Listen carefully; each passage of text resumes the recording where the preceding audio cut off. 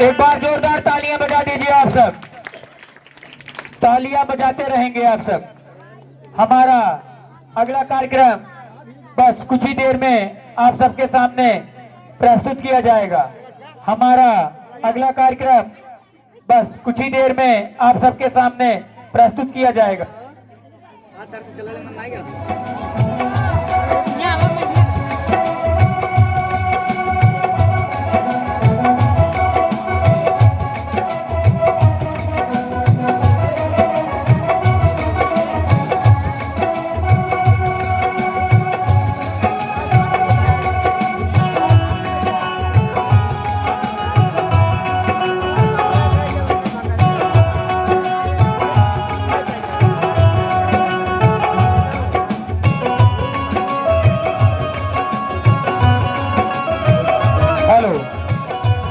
Hello, हमारा अगला कार्यक्रम बस कुछ ही देर में आप सबके सामने प्रस्तुत किया जाएगा और हम सभी माताओं बहनों से निवेदन करते हैं कि कृपया आप सब बैठे रहेंगे।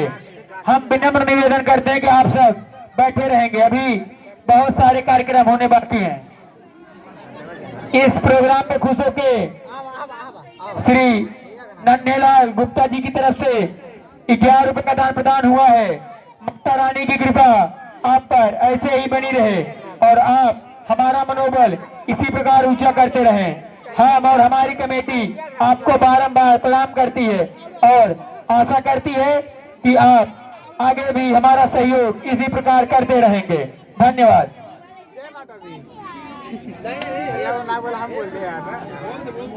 इसके पहले वाले प्रोग्राम पे खुश होके त्रिभुवन गौतम झेनुआ उनकी तरफ से 21 रुपए का दान प्रदान हुआ था।